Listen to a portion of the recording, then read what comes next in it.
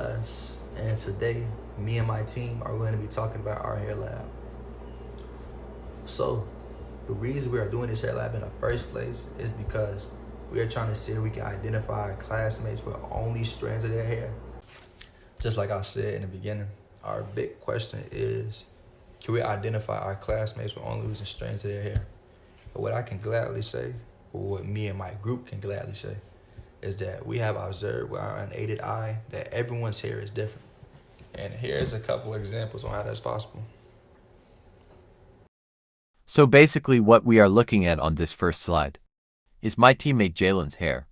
You can see that his hair is transparent because he is mixed with Belizean. This is how his hair strands differ from others. Next we have Elijah's hair. As you can see, it has a curly pattern to it and he has a little dirt on it as well. His hair is transparent also, and you can see this spike on the end of the follicle. This might indicate him ripping the hair strand out. Now we are on to Adrienne. Her hair was very interesting to me and my group for several reasons. First, because you can see where damage was done to her hair due to her dyeing it. You can see in great detail where the breakage and damage occurred. The other thing is that she has a purple outline around her hair, which indicates that she bleached it. This is off topic, but something else I wanted to add was that when me and my team were looking at Jaden's hair, he had a purple outline around his hair. As we know, the purple outline indicates bleaching the hair, so why would Jaden have this purple outline? We said that it could be from sun bleaching because Jaden is outside a lot. So this could be one of the possibilities. Now we are onto my hair. As we can see, I have a very curly pattern and you can see where I add my oils. I am a middle-class oil user, which is why the oils look like that. I have a little bit of dirt as well, but I used washed my dreads. So now I can shake my dreads, as people would say. We are now on to Navia. Something interesting about her hair is that you can see how the green dye and the purple outline combines, which is pretty cool. Also, you can see little strands of dirt which lay upon the follicle. The rat's hair is very dirty. The follicles are thin and blonde.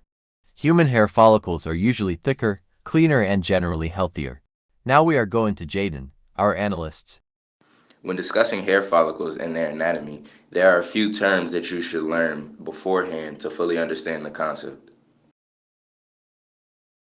There's the hair shaft, which is located along the strand of hair itself, the medulla, which is the inner layer, the cortex, which is a layer outside of the medulla, and the cuticle, which is a layer outside of the cortex. There's the sebaceous gland, which is responsible for the secretion of oil and sebum within the hair to keep it moisturized. And then at the bottom, there's the hair bulb and the hair papilla, which connect to the blood vessel. This is why we have the ability to drug test hair follicles. For example, if you were to use marijuana, the THC would be carried through your blood vessels and into your hair shaft. On March 2nd, 1987, a 28-year-old woman returned to her home in Danes County, Wisconsin. She was attacked by a man who was waiting in her bedroom closet. She was beaten and raped. Weeks after the assault, she found a pair of men's underwear in her bed sheets. On March 1989, 30-year-old Richard Bernick was sentenced to 10 years after pleading no contest in another sexual assault case. While in jail, Bernick became a suspect due to having a resemblance to a composite sketch. The evidence that linked Bernick to the crime were hair strands that were found in the underwear.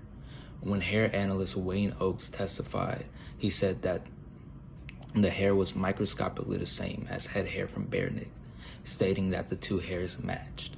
Another analyst from the Wisconsin State Crime Lab also said that the hairs were highly consistent. In 1990, he was convicted of 9 counts and sentenced to 243 years. In 2018, there was a retrial on the grounds of faulty hair analysis and unreliable testimonies. The trial noted that many mixtures of DNA were found during the testing process. Mixtures of DNA from at least 4 different males were found in the woman's bed sheets, and these mixtures could not be compared to any DNA profiles due to the complexity of the mixture. And a partial DNA profile was detected in the underwear, which was removed from the washing machine. And it turns out that Bernick's hair was not a match. how drug abuse can cause hair loss.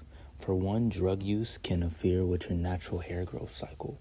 This condition is known as telogen effluvemia and occurs when your hair follicles are shifted into the rest phase of your hair growth cycle. Another way that drug use can also cause hair loss is through structural damage. More specifically, drug use alters the creatine that makes up your hair, causing damage and hair loss. A study of the hair structure in drug users were able to determine that excessive drug use weakens and breaks your hair, lifting it from the shaft.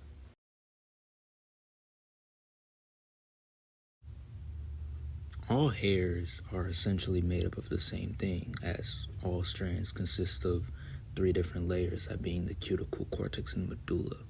But the shape of the follicle is what makes your hair unique. Looking at different races, for example, Asian hair grows from a round hair follicle, while more blackish Afro hair sprouts from an oval one, and white hair follicles are normally straight or pointy. So what exactly happens to your hair during chemotherapy? Chemotherapy creates antibodies that circulate throughout your body, targeting cancer cells throughout the bloodstream, which keeps them from growing and spreading. However, due to the fact that cancer cells are fast-growing in nature, the antibodies target rapidly growing cells indiscriminately, which results in gradual hair loss during the treatment, as the antibodies stop the growth of the hair cells. Can stress cause hair loss? Another way that the condition telogen effluvemia can occur is due to significant stress. Stress pushes back a large number of hair follicles into a resting phase. During the resting phase, no hair growth occurs. Within a few months, for example, your affected hair might fall out suddenly when you're combing or washing your hair. What low amounts of iron does to your hair. If you do not have enough iron in your body, you may develop a condition called iron deficiency anemia, which can result in your head starting to shed. So in conclusion, we can't identify classmates with only using strands of their hair based off all the evidence we just showed you inside this video. This is our chart.